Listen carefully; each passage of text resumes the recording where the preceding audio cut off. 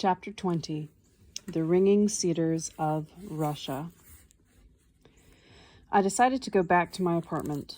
Moscow was already feeling the touch of spring. All that remained in the kitchen was half a bottle of sunflower seed oil and some sugar. I needed to replenish my larder and decided to sell my winter shapka, warm fur hat, often with ear flaps tied on top when not too cold, the commonest form of headgear during Russian winters, which was made of mink. It was a real mink hat, not imitation, and it cost a great deal. Of course, the winter weather was almost over now, but I thought I might get at least something for it. So I headed for one of Moscow's many outdoor markets. I went up to various merchants selling fruit and other goods. They looked at the shapka, but were in no hurry to buy it. I had already decided to lower the price when two men approached me. They turned the shapka over in their hands, feeling the fur. "I need to try it on. Go see if you can borrow a mirror somewhere," one of them said to his companion, and suggested I follow him off to one side. We reached a secluded spot at the end of a row of stalls and stopped to wait for his companion with the mirror. We didn't have to wait long. He crept up stealthily from behind, and the blow on the back of my head first caused me to see stars, and then my whole vision went blurry. I managed to grab hold of a fence to stop myself from falling to the ground, but when I came to, my buyers were nowhere to be seen. The shapka, too, was gone. Only a couple of women were there, making sympathetic oohs and ahs. "Are you okay? Awful bastards, those. Here's a crate. You can sit down for a bit." I stayed standing against the fence for a while longer and then slowly made my way out of the market area. A spring drizzle was falling. I was about to cross a street and stopped on the curb to look both ways. There was a painful ringing in my head. I wasn't watching, and a passing car sprayed me with water from a puddle, thoroughly wetting my trousers and windbreaker flaps. I was trying to figure out what to do next when a truck whizzed by, covering me with more spray from the same puddle, and this time the spray flew right into my face. I stepped back from the curb and took refuge from the rain under the awning of one of the commercial kiosks and tried to think of my next plan of action. There was no way, I realized, I could get into a metro station looking like this. It was 3 stops to my apartment. Sure, I could walk it, but the way I looked still might get picked up by the police, thinking I was a drunk or a tramp or a suspicious person. Then you stand there, trying to explain and justify yourself while they investigate your case. What would I tell them anyway? Who am I now? And then I saw this man. He was shuffling slowly along the sidewalk, carrying 2 cases of empty bottles. He looked like one of those tramps or boozers who often circulate among kiosks that sell spirits on tap. Our eyes met. He stopped, put down his cases on the sidewalk, and struck up a conversation with me. "What are you standing there looking at? This is my territory. On your way," he said quietly, though not without an air of authority.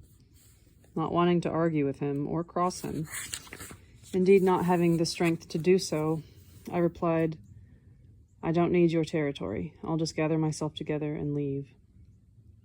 But he continued, "And where will you go?" "None of your business where I'm going. I'll just leave, that's it." "And will you make it?" "I'll make it if I'm not interfered with. Leave me alone." "The way you look, you won't either stand very long or walk very far." "What's that to you?" "You haven't got a home to go to?" "What? A novice, eh? Okay, wait here a moment." He picked up his cases and walked off. He came back a moment later with a wrapped parcel and again started speaking to me. "Follow me." "Where are we going?" "To a place where you can rest for a couple of hours or maybe until morning. You can get yourself dried out, then you can proceed on your way." Following after him, I asked, "Is your apartment close by?" Without turning his head, he responded, "You couldn't get to my apartment if you walked your whole life long. I don't have any apartment. I only have my deployment quarters." We walked up to a door leading to the basement of a multi-story block of flats. He told me to stand over to one side while he looked around, waiting until none of the tenants were to be seen, then stuck something that looked like a key in the lock and opened the door. It was warmer in the basement than on the street. Heat came from the hot water pipes, which had been deliberately stripped of their insulation, probably by tramps. On the floor in one corner stood a pile of rags, illuminated by a dim light filtering in through the dust-covered basement window. But we went on past them to a far corner, which stood empty. He unwrapped the parcel and brought out a bottle of mineral water and uncapped it.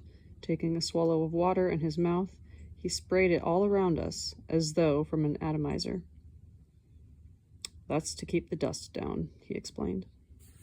Then he slightly moved a divider standing in the corner to one side. From the narrow space between the divider and the wall, he took out 2 sheets of plywood covered in plastic, along with several pieces of plastic-covered cardboard. He used them to lay out 2 makeshift bunks on the floor. Taking an old food tin from the corner, he lit the candle it was holding. The lid of the tin was not completely detached. It was clean and bent slightly upward in a semicircle to serve as a reflector. This primitive device illuminated the edges of the bunks and the half meter of space between them. Here he spread out a sheet of newspaper on which he started laying the contents of the parcel: cheese, bread, and 2 packages of kefir. Kefir is a popular drink made of thick fermented cow's or goat's milk, often sold in cardboard packages.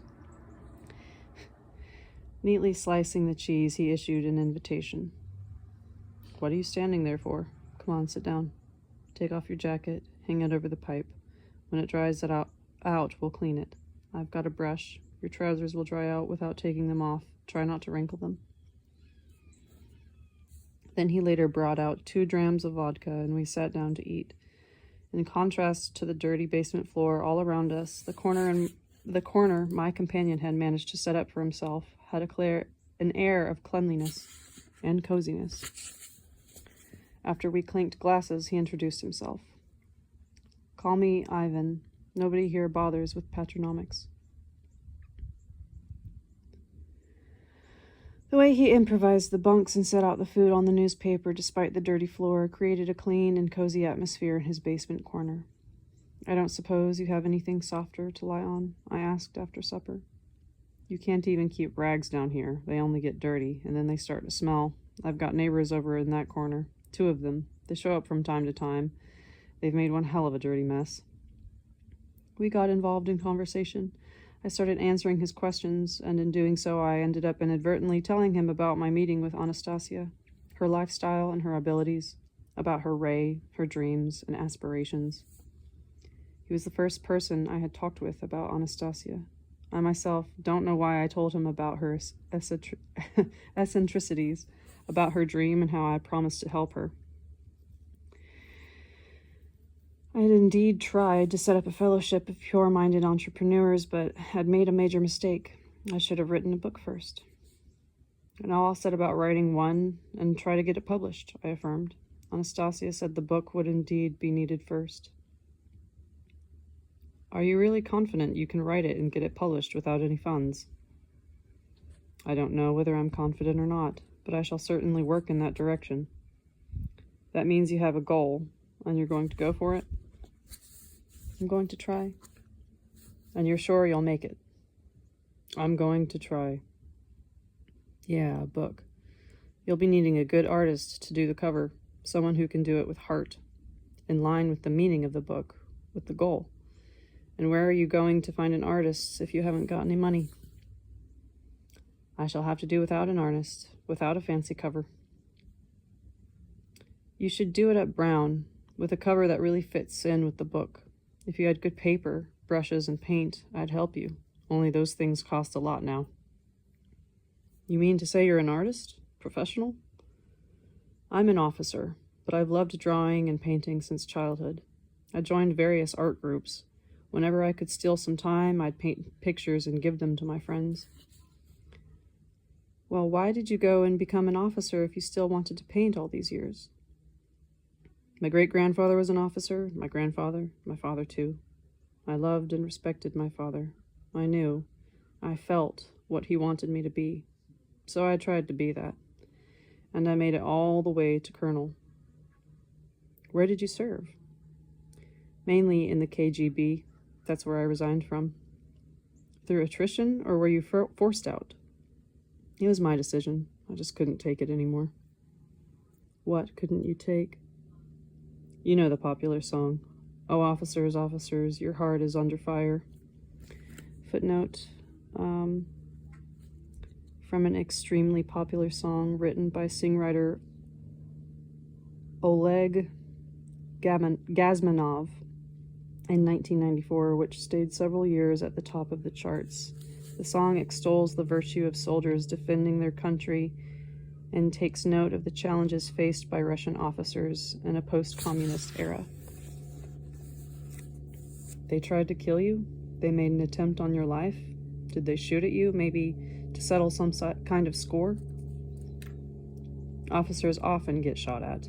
It's an age-old story, officers meeting up with bullets, going to the defense of those behind them, going along not suspecting their own hearts were under fire, not suspecting the fatal shot to come from behind, an accurate shot, an exploding bullet, and straight to the heart.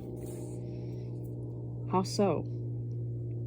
Remember the pre-perestroika times, the celebrations, the 1st of May, the 7th of November, huge columns of people crying, "Hurrah! Glory to! Long live!" Me and the other officers, not just those from KGB, were proud of the fact that we were defenders of our people. We were protecting them. For most officers, this was their whole reason for living. Then came perestroika and glasnost. Glasnost literally means openness or transparency, meaning greater freedom of speech and especially greater availability of information on socially important matters, access to which had previously been reserved for the ruling elite. This and perestroika, restructuring, became universal buzzwords to describe Gorbachev's liberal policies. Other shouts began to be heard, and it turned out that we, the KGB officers, were bastards and executioners. We were defending the wrong people and the wrong things. The ones that earlier marched in Soviet columns under red banners and had gone over to march in the other columns and under different banners, and we got left to take the blame.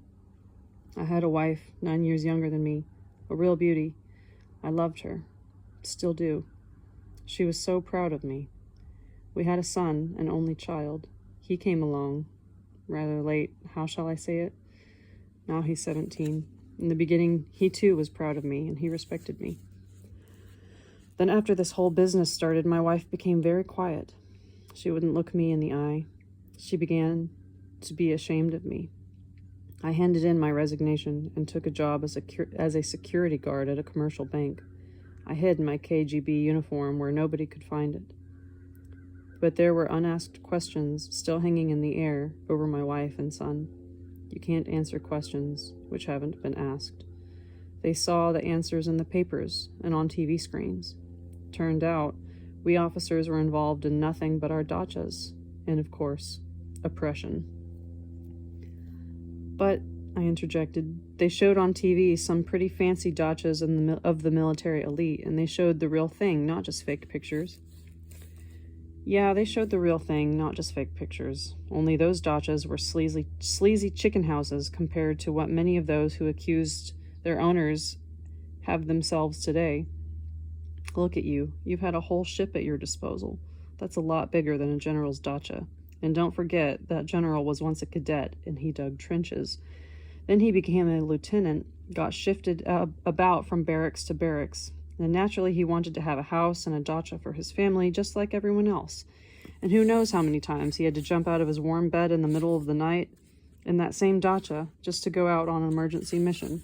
Officers used to be respected in Russia. They were rewarded with an estate. Now it's been decided that a simple dacha with 1,500 square meters of land is too much for a general. Everybody lived differently before, I observed. Differently. Yes, everybody. But you can't tell me it wasn't the officers who were singled out for blame ahead of everyone else. It was the officers who demonstrated on the Senate Square.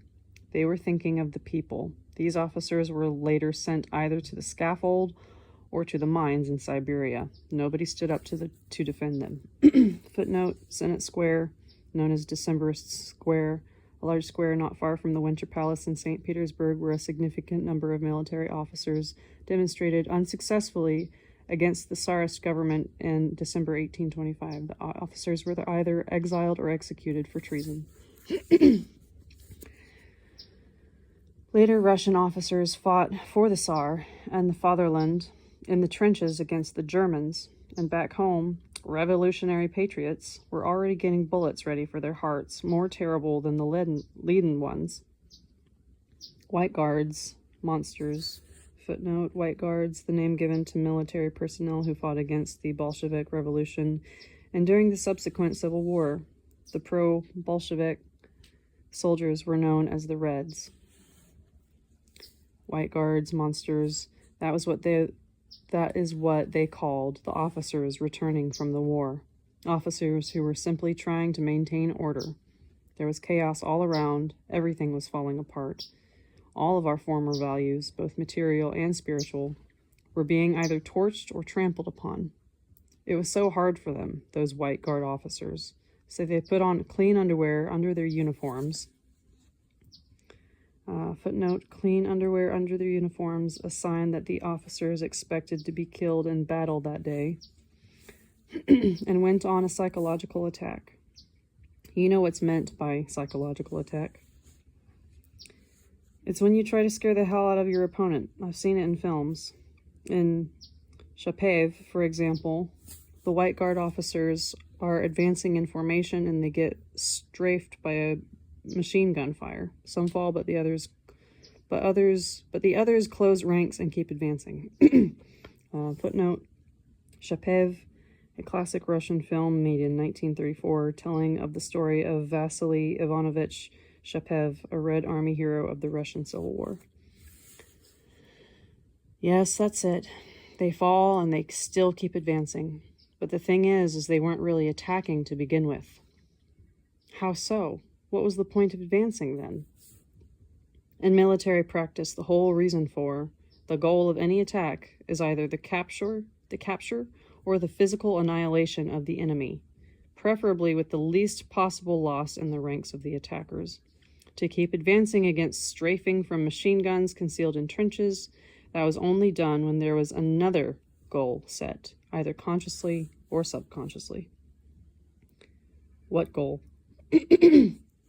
Maybe, and this goes against the logic of the art of war, it was to demonstrate something to the enemy, even at the cost of one's own life, to make the soldiers firing the guns and killing the advancing marchers to stop and think, to realize something, and to not fire at others. So in that case, their death would be something like Jesus Christ's death on the cross? Something like that. We still managed to remember Christ somehow. Young cadets and generals who advanced against their attackers, we've forgotten. Their attackers, we have forgotten. Maybe even now their souls, dressed in clean underwear under their officers' uniforms, are standing in front of the bullets we are firing and pleading with us, calling on us to stop and think. Why would they be calling to us when we were being fired on? When they were being fired on, we weren't even born. No, we weren't. But bullets are still flying around today. New bullets. Who, if not us, is doing the firing? Indeed, bullets are still flying around today. And just why have they been flying around all these years? Why did you leave home? I couldn't stand the way he stared at me. The way who stared at you? We were watching TV one night. My wife was in the kitchen, and my son and I were watching together. Then one of those political programs came on, and they started talking about the KGB, a real smear campaign. I deliberately picked up the newspaper and made it look like I was reading, as though I wasn't interested in what they were saying. I was hoping my son would switch to another program. He's never been interested in politics. He likes music. But he didn't change the channel. I rustled my paper, stealing glances at him out of the corner of my eye, and I saw him sitting in the chair, his hands gripping the arms of the chair so tight they turned white. He didn't move a muscle. I realized he wasn't going to change the channel. I held on as long as I could, hiding behind the paper. Then I couldn't take it anymore. I smashed the paper into a ball and threw it to one side, got up and sharply yelled, "Are you going to turn the damn thing off? Are you?" My son also got up, but he didn't go over to the TV. He stood opposite me, staring me in the eye, and said nothing. The TV program was still going, but my son just kept on staring at me. Later that night, I wrote them a note. I said I was going away for a while, had no choice, and then I left for good. Why for good? Because. For a long time, neither of us uttered a word. I tried to make myself a bit more comfortable on the bunk so I could drift off, but then the colonel started talking again. "So you tell me Anastasia said she's bringing people through the dark forces window of time. She'd bring them through, and that's it?" "Yeah, that's what she said, and she herself believes that she can make it happen." She should have a hand-picked regiment. I'd become a soldier again to serve in that regiment. "What's this about a regiment?" I retorted. "You didn't get it. She rejects the use of force. She wants to persuade people by some other means. She's trying to do that with her ray. I think, or rather I feel, that she's going to do it. There's a lot of people that will want to be warmed by her ray, but not many of them will understand that they themselves will have to put in something from their own brain power. Anastasia needs help. She's all alone. She hasn't got even a single platoon at her command. So you see, she's recruited you. She's commissioned you. And here you are lying in a basement like a tramp. And you call yourself an entrepreneur after that? Well, you KJ beer, you're lying here too." "Okay. Go to sleep, soldier. It's rather cold in your barracks." "Well, that's the way it is, isn't it? Curl up into a ball, conserve your heat." Then he got up and took out from behind the divider yet another plastic bag. He got something out of it to cover me with. In the dim light of the candle, I could see shining right under my nose 3 stars on the epaulette of a greatcoat. It was warm under the coat, and I fell asleep. I was half asleep when I heard the tramps come in and head for their rag corner. They demanded the colonel hand them over a bottle for my overnight stay. He promised to settle it in the morning, but they insisted, threateningly, that he better pay up now or else. The colonel then moved his bunk, placing it between me and the newcomer tramps, declaring, "You touch him only over my dead body." And he lay down on his bunk, shielding me from the new arrivals. Then everything went quiet again. I felt warm and peaceful. I was awakened by the colonel shaking my shoulder. "Get up, turn out, we gotta get out of here." The first rays of dawn were barely beginning to show themselves through the dim basement of the window. I sat up on my bunk. Not only did I have a splitting headache, but I found I had trouble breathing. "It's still early. Dawn hasn't even broken yet," I observed. "A little longer and it'll be too late. They've lit some cotton wool with powder. It's an old trick. A little longer and we'll be suffocated." He went to the window and started working the window frame loose with an iron bar. The tramps had locked the door from the outside. Taking out the frame, he broke the glass and crawled through the aperture. The basement window opened into a concrete well, covered with a grating. The colonel began fiddling with the grating, trying to dislodge it, but somehow it wasn't working. I stayed leaning against a wall. My head was spinning. The colonel stuck his head back through the window opening and ordered, "Squat down. Less smoke near the floor. Try not to move. Breathe in less air." He forced the grating out with his shoulders. He moved it off and helped me clamber out. We sat down on the cement curb outside in the basement window, silently filling our lungs with the pre-dawn air of an awakening city. The spinning in my head gradually lessened. The air started feeling cold. Each of us sat there, thinking his own thoughts. Then I said, "Your neighbors aren't very friendly. They're the ones in charge here?" Everyone is in charge of himself. They've got their own business. They bring in a new homeless person and they make him pay for staying overnight. If he refuses to pay, they slip something into his drink or suffocate him in his sleep, like they tried to do to us, and then they take whatever they like from him. If he's got anything worth taking, that is. And you're telling me that you, a KJBer, are indifferent to it all? You could earn yourself some pretty points by giving chaps like that a once-over. Or were you just a pencil pusher, sitting in an office all day? Maybe you didn't know how to work the street. I worked in an office and I worked outside the office.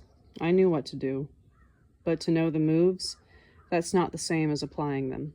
A criminal, an enemy, that's one thing. But we're dealing with human beings. I might calculate wrong, use too much deadly force. You call those human beings? While you're rationalizing away, they're out there robbing people blind. They're even ready to commit murder. Yeah, they're ready to commit murder. But you won't stop them by physical means. You sit there philosophizing, and we almost died. We barely managed to escape. Others might not be so lucky. Yeah, others might not be so lucky. There, you see? Then how come you're philosophizing and not acting? I can't use violence on people. You see what I mean? I could calculate wrong. You might as well get going to your own deployment quarters. It's dawn already. I got up, shook his hand, and left. I had gone but a few steps when he called after me. "Wait, come back here a moment." I approached the homeless colonel sitting on the concrete curb. He was just sitting there, his head lowered, not saying a word. "Hey, why did you call me?" After a moment's pause, he spoke. "So you think you'll make it okay?" "I think I can. It's not far. 3 metro stops, that's all. I'll make it." "I meant, do you think you'll reach your goal? Are you sure? Writing a book and getting it published?" "I'll give it a try. First I'll try writing." "So Anastasia said it should work out for you." "Yes, that's what she said." "Then why didn't you do that right off?" "Other things seemed more important." "So that means you're not good at following orders properly?" "Anastasia didn't order me. She asked me." "She asked you. So she worked out the tactics and strategy herself, and you thought you'd do it your way and just loused things up." "That's how it turned out." "That's how it turned out. You gotta pay closer attention to your orders. Here, take this." He held out something wrapped in a small plastic package. I unwrapped it and saw, through clear plastic, a golden wedding band and a silver cross on a little chain. "A dealer will give you half price for this. Let him have them for half price. Maybe it will see you through. If you've got nowhere to stay, come back here. I'll take care of them." "What are you talking about? I can't take these." "Don't rationalize. It's time for you to go. So go. Look to it. Just go." "I'm telling you, I cannot take them." I tried to give him back the ring and the little cross, but I was met by an authoritative and, at the same time, pleading stare. "About face, forward, march," he commanded in a whisper that was restrained, yet brooked no contradiction. A moment later came another plea. "Just make sure you make it." Arriving at my flat, I felt like going to sleep and even got to the point of lying down. But I could not get the homeless colonel out of my head. I got dressed in some clean clothes and went to see him. Along the way, I thought, maybe he will agree to move in with me. He's adaptable to anything. He's practical and he's neat. Besides, he's an artist. Maybe he'll do a picture for the book cover, and it'll be easier to find some rent money if we're together. I had no money for the next month's rent. As I approached the basement window we had climbed out of earlier that morning, I saw a group of people. Tenants from the building, a police car, and an ambulance. The homeless colonel was lying on the ground, his eyes closed and a smile on his face. His face and body were splattered with wet dirt, and one dead hand was clenched around a piece of red brick. A broken wooden crate stood against the wall. A court medical assessor was writing something down on a notepad. He was standing beside the corpse of another man, dressed in shabby, rumpled clothing with a disfigured face. In the little crowd that had gathered, no doubt comprised of the building's tenants, one woman was rattling on excitedly. "I was walking my dog and I saw him, the one smiling, perched on the crate, his face to the wall, and 3 of them, tramps by the look of it, 2 men and a woman with 'em, comes at him from behind. The man gives him a crate. The man gives the crate a kick and falls off the crate to the ground. Then he starts kicking him, cussing all the while they did. I yells at him. They stops kicking him. Old Smiley here, he gets up. See, he has a pretty hard time getting up too. And he tells them to sod off and not show their faces around here no more. They starts cursing again, and then they comes at him with full force. They gets closer. He gives a straight chop with the back of his hand right to the throat of the bloke what kicked the crate. It's not that he's waving his arms about or anything. He just lands the other bloke a chop so he's doubled and he can't breathe. I yells at him again, and 2 of them runs straight off, see? First the woman and then the man after her. Smiley's now clutching at his heart. He ought to sit down or lie down straight off if it's his heart that's giving out, but no, he goes back to his crate. Moves ever so slowly, he does. Puts his crate back against the wall. Then he starts back up on it. I can see he's in a really bad way. He starts falling. He slides down, still drawing on the wall with that red brick of his. He keeps on drawing till he lands himself on the ground. And he's lying there face up, right against the wall. I runs over, looks, and he ain't breathing. Not breathing. But he's smiling. "Why did he climb up on the crate?" I asked the woman. "Yeah, why did he climb up if his heart was giving out?" echoed a voice from the crowd. "He wanted to keep on drawing. And when those 3 blokes came at him from behind, he was drawing. That's what he was doing. That's probably why he didn't see him coming. I've been walking my dog for a long time, and there he is, standing there on his crate and drawing. He didn't even turn round, not even once. You can see what he drew up there on the wall." And the woman pointed to the building. On the gray brick wall of the building could be seen the circular outline of the sun, and in the middle of it a cedar branch, and, around the perimeter of the sun circle, some letters printed rather unevenly. I went closer to the wall and I read, "Ringing Cedars of Russia." Apart from that, there were rays emanating from the sun. There were only 3 of them. The homeless colonel didn't manage to draw any more. 2 of the rays were short and straight, and the 3rd was wavy and fading away, and extended right down to the base of the wall, where the dead homeless colonel was lying on the ground, smiling. I looked at the smiling face, smeared with dirt, and thought to myself, maybe in the last moments of his life, Anastasia managed to touch him with her ray and warm him up. At least warm up his soul a little bit and carry it off into a bright infinity. I watched as the corpses were loaded into the ambulance. My colonel was thrown carelessly in the process, his head striking the floor of the ambulance. I couldn't take it. I tore off my jacket, ran over to the ambulance, and started demanding that they put my jacket under his head. One of the orderlies swore at me, but the other took the jacket without a word and placed it under the colonel's graying head. The vehicles drove off. Everything was empty, just as if nothing had happened. I stood there a while, looking at the drawing and the inscription illuminated by the morning sun. My thoughts began getting all mixed up. I had to do something, at least something for him, for this KGBer, a Russian officer who had perished on this spot. But what? What indeed? Then it came to me.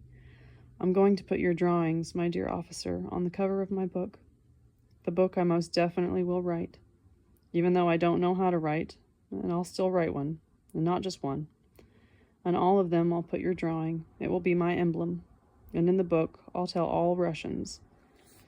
My fellow Russians, don't shoot at the hearts of your officers with invisible exploding bullets, bullets of cruelty and heartlessness. Don't shoot from behind at any soldiers, be they white or red, or even blue or green, ensigns or general. The bullets you fire at them from behind are more terrible than the leaden ones. Leaden? My fellow Russians, do not shoot at your officers.